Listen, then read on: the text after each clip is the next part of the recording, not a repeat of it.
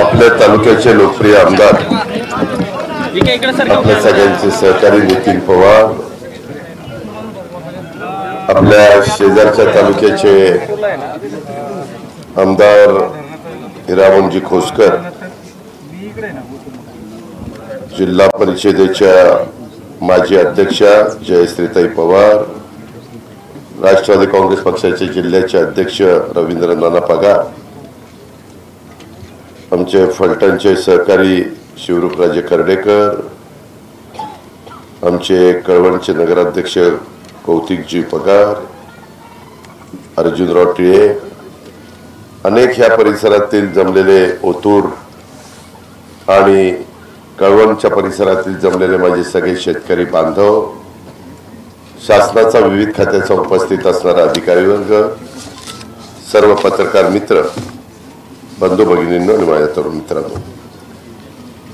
मित्रांनो, अनेक वर्ष तुमच्या सगळ्यांच्यामुळे माझ्यासारख्या कार्यकर्त्याला राज्याच्या राजकारणामध्ये काम करण्याची संधी ही मिळालेली आहे, ती 91 पासून मिळालेली आहे। आज या गोष्टीला जवळपास 36 वर्ष पूर्ण झालेली आहे। आत्ताही 8व्यांदा मला माझ्या बारामती मतदारसंघामधून तिथल्या मतदारांनी लाखाच्या पेक्षा जास्त मताधिक्याने विजयी केलेला आहे। परंतु मी तिथली कामं करतच असतो, ते माझं कर्तव्य आहे। परंतु एकटा भाग पुढे जाऊन चालत नाही। महाराष्ट्राचा चांद्यापासून बांद्यापर्यंतचा परिसर विकसित झाला पाहिजे, ही भावना आमच्या राष्ट्रवादी काँग्रेस पक्षाची आमची आहे। आजच्या या कार्यक्रमाच्या निमित्तानं आमची युती आहे, महायुती, इथं भारतीय जनता पक्षाचे पण अध्यक्ष आणि पदाधिकारी उपस्थित आहेत, काही माझ्या शिवसेनेचे पण पदाधिकारी अध्यक्ष उपस्थित असतील, त्या सर्वांचा मी करू। आणि देवेंद्र फडणवीस, एकनाथराव शिंदे, मी, इथं नरहरी झिरवाळ असतील, त्याच्यामध्ये दादाजी भुसे असतील, त्याच्यामध्ये आमचे माणिकराव कोकाटे असतील, आम्ही सगळेजण मिळून हा राज्य सरकारचा गाडा पुढे नेण्याचा प्रयत्न करतो। जनतेने खूप विश्वास टाकला, माझ्या नाशिक जिल्ह्याने पण खूप मोठा भरभक्कम पाठिंबा महायुतीला दिला। 15 जागांपैकी जवळपास 14 जागा महायुतीच्या आल्यात। मालेगावची जागा अतिशय थोड्या फरकाने पराभूत झाली, नाही तर सर्वच्या सर्व जागा महायुतीच्या पाठीशी उभं करण्याचं काम नाशिककरांनी केलं। त्याबद्दल मी नाशिककरांना धन्यवाद देतो, कळवणकरांना धन्यवाद देतो। आता आमची जबाबदारी, नितीननी बोलत असताना त्याचा उल्लेख केला की मला पहिल्यापासून सकाळी लवकर कामाची सवय आहे। मी मंत्रालयामध्ये पण 8-8:30 वाजता जाणारा एक कार्यकर्ता आहे। साहजिकच लोकांचे प्रश्न असतात, आमदारांच्या बरोबर शिष्टमंडळ आल्यानंतर त्यांना आत येता येतं। आज मला स्वर्गीय A.T. पवार साहेबांची आठवण आल्याशिवाय राहत नाही, मी त्यांना भावपूर्ण श्रद्धांजली अर्पण करतो। पण त्यांनी पण त्यांच्या काळामध्ये माझा कळवणचा परिसर असेल, सुरगाचा परिसर असेल, या सगळ्या भागामध्ये विकास करण्याच्या करता शेवटपर्यंत आमचे पवार साहेब झटले। एक असा काळ होता की ओतूरचा हा जो डॅम्प आहे, हा न झाल्यामुळे देखील लोकांनी आमच्या भावकीला पराभूत केलेलं होतं, हे पण आम्ही विसरलेलो नाहीये। पण ह्यावेळेस मात्र हे धरण आमच्याच भावकीने करून दाखवलं आणि आम्ही लोकांनी पुढाकार घेतला। मित्रांनो, साधारण धरणाच्या संदर्भातली माहिती जर द्यायचं झालं तर हे धरण 90 MCFचं आहे, 450 हेक्टर म्हणजे 1100 एकर, जवळपास 1100 सव्वा 1100 एकर एवढं क्षेत्र ओलिताखाली येणार आहे। त्यामध्ये धरण पूर्ण 96 मध्ये झालं, रोजगार हमीच्या योजनेमधनं झालं। परंतु दुर्दैवाने 72, 96 ह्या काळामध्ये जी धरणं झाली ही दुष्काळामध्ये केलेली धरणं होती आणि त्याच्यामुळे गळती अनेक ठिकाणी पाहायला मिळते। आता इथं गळती होत होती, त्यामुळे नवीन प्रशासकीय मान्यता आणि 65 कोटी रुपयाची ऑक्टोबर 24 मध्ये वर्क ऑर्डर दिली। त्या कामाची किंमत साधारण 45 कोटी रुपये आहे। कॉन्ट्रॅक्टर लोक इथं आहेत, मशिनरी लागलेली आहे। पावसाने जर साथ दिली, जरा उघडीप दिली तर काम बरंच आत्ता देखील उरकेल, पण साधारण टार्गेट पुढच्या जून 2026 पर्यंत हे काम पूर्ण करण्याचं आहे।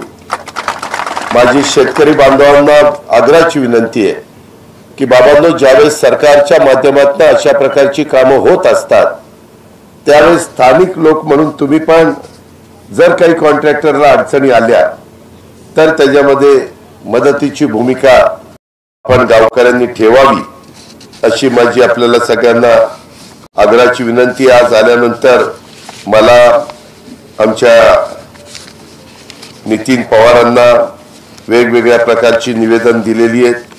त्यामध्ये ओतूर धरणाचं काम आता चालू आहे। ते काम पूर्ण झाल्यानंतर आम्हाला ओतूर, कुंडाणे, शिरसमणी, भुसणी, दयाने गावातील शेतकऱ्यांना शेतीसाठी पाणी नेण्यासाठी पाटसऱ्या होणं आवश्यक आहे। 1000 एकर शेतीला त्याचा उपयोग होणार आहे। उजवा कॅनॉल ने दह्यापर्यंत आणि डाव्या कॅनॉलनं ओतूर पर्यंत येथील वरचे थळ, खालचे थळ, गवाई पर्यंत पाटसरी होणे आवश्यक आहे। इथं एसी तुम्ही स्वतः आहात। हे निवेदन तुम्हाला देतो मी। त्याच्या संदर्भामध्ये तुमचे चीफ इंजिनियर कोण आहेत? मिसाळला पण डिक्ले मी पुढे आता गाडीतनं जाताना किंवा पुढच्या कार्यक्रमाला मिसाळला फोन लावून दे। तुम्ही पण मला कळवणपर्यंत चला। मी तुम्हाला म्हणजे मिसाळला सांगतो की या संदर्भामध्ये टेक्निकल दृष्ट्या जी माझ्या शेतकऱ्यांनी मागणी केलेली आहे, जी आमच्या आमदारांनी मागणी केलेली आहे, ती पूर्ण करायला काय अडचण आहे का? हा, मग त्याच्यामध्ये प्लॅन एस्टिमेट अंदाजे किती होईल? मग ते या 45 कोटीच्या बाहेरचं असेल। मग त्याच्यामध्ये आपण सुरुवातीला 65 कोटीची प्रमा दिलेली आहे आणि सुधारित प्रमा किंवा ईपीसी मध्ये मान्यता देण्याचा अधिकार स्पेशल रिपेअर्स मध्ये ते करू शकतो। हा, तर ते माझ्याकडे ईपीसी असते, मी निधी देईन, तुम्ही काळजी करू नका। तुम्ही सुरुवातीला शब्द वापरला, तुम्ही काम केलं, आता 5 वर्ष आम्ही तुमचं काम करण्याची जबाबदारी आमची आहे। मी त्याच्यामध्ये कामाचा माणूस आहे, माझे आमदार लोक कामाची माणसं आहेत, आमचं महायुतीचं सरकार कामाचं आहे। त्यामध्ये केंद्रामध्ये नरेंद्र मोदी साहेब आहेत, तिथं आम्हाला त्यांची मदत, अमित शाह साहेबांची मदत मिळते, नितीन गडकरींची मदत मिळते। इतर अशा राजकारणामध्ये आम्ही तिघच सरकारमध्ये असल्यामुळं तिथं कुठे अडचण येणार नाही। ह्या खात्याची जबाबदारी आम्ही यावेळेस महाराष्ट्रामध्ये 2 मंत्री दिलेले आहेत। काही भागाची जबाबदारी आमचे राधाकृष्ण विखे पाटलांच्यावर दिलेली आहे। तुमचा भाग राधाकृष्ण विखे पाटलांच्या अंडर येतो।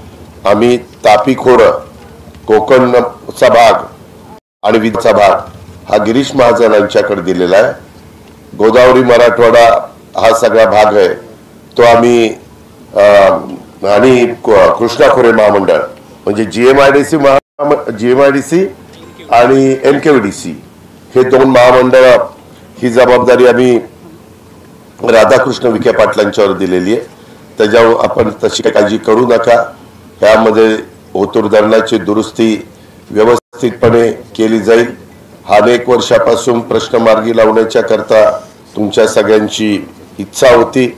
आपण सगळे शेतकरी आहोत, मी पण शेतकरी आहे, त्याच्यावर शेतकऱ्यांच्या प्रश्नांची जाण आम्हा लोकांना आहे आणि त्याच्यातून तुमच्याकडे कांदा असेल, द्राक्ष असेल, इतर जी काही तुम्हाला पिकं घ्यावीची वाटतात, आज एवढं क्षेत्र ओलिताखाली आल्यानंतर तुमचे शिवार पण हिरवगार होण्याच्या करता आणि त्याच्यातून तुमच्या भागामध्ये आर्थिक सुबत्ता येण्याच्या करता, तुमच्या भागातले तुम्हा लोकांचे संसार मार्गी लागण्याच्या करता मदत होणार आहे।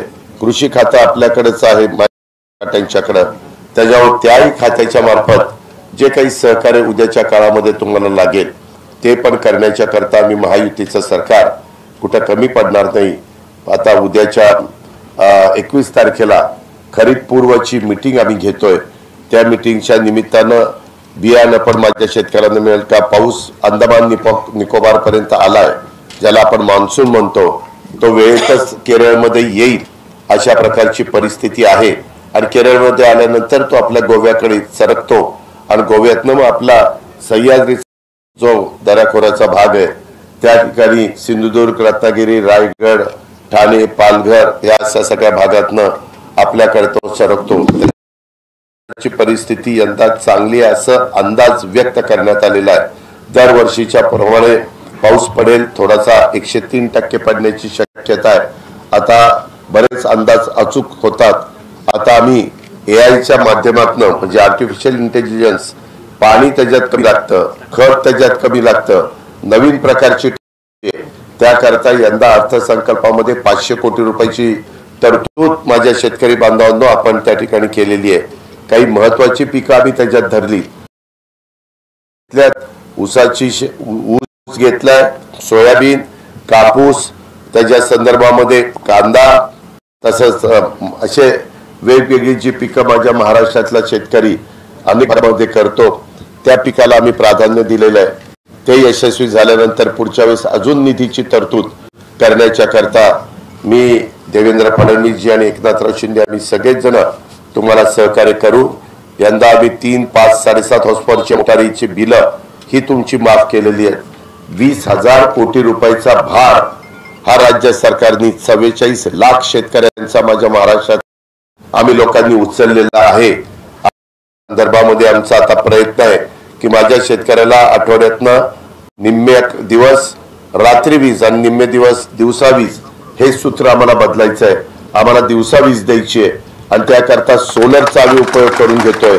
सूर्यप्रकाशावरून 9,500 मेगावॅट विजेचं काम आम्ही हातामध्ये घेतलंय. त्याला करोडो रुपये आम्हाला लागले आहेत, परंतु आम्ही ते समाजाच्या करता, माझ्या शेतकऱ्यांच्या भल्याकरता रात्री अपरात्री पाणी देत असताना कधी बिबट्या येतो, कधी वेगवेगळे प्राणी, साप, विंचू काट्याची पण भीती माझ्या शेतकऱ्याला असते आणि त्याच्यामुळं घरातली पण लोक काळजी करतात.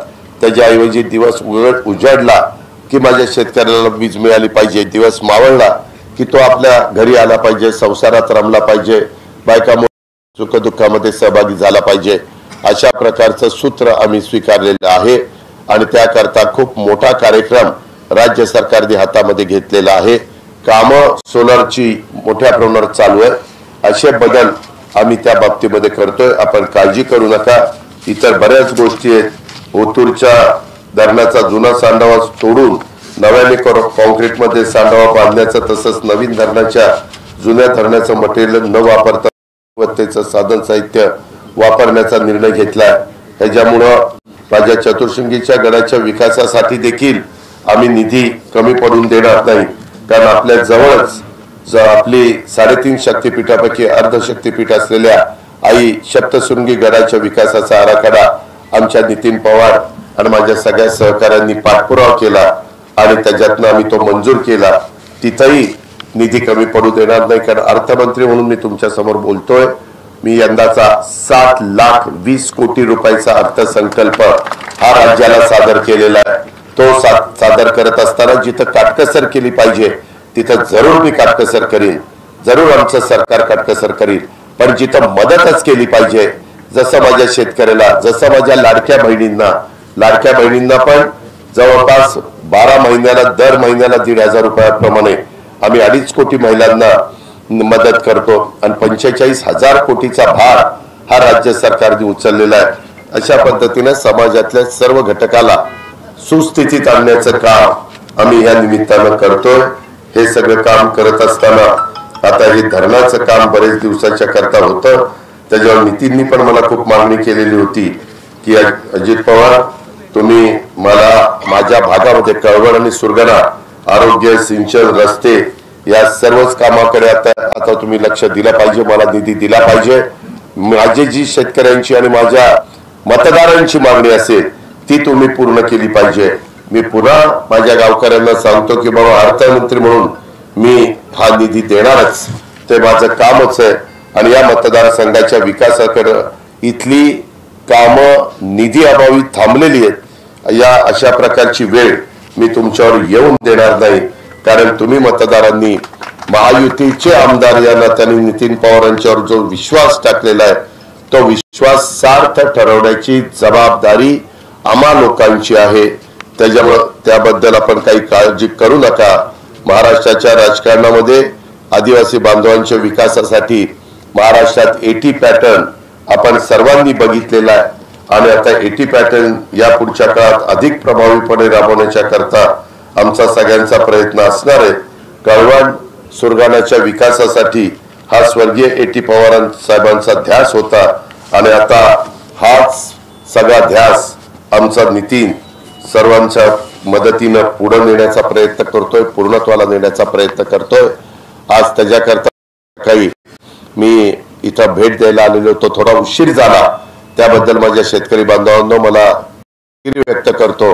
कारण माझा आज सकाळी 2-3 ठिकाणी मतदान होतं, ते करून मला बारामतीहून निघावं लागलं, इंदापूरहून निघावं लागलं, त्यामुळे उशीर झाला. परंतु आज उन्हाची तीव्रता कमी आहे, त्याच्यावर एवढा काही उन्हाचा चटका बसत नाही.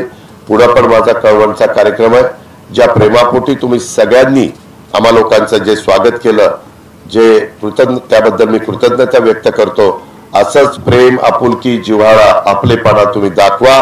मी देखील तुम्हाला सतत मदत करत राहील हा शब्द देतो. या ठिकाणी थांबतो. जय हिंद, जय महाराष्ट्र. खूप खूप धन्यवाद आदरणीय दादासाहेब.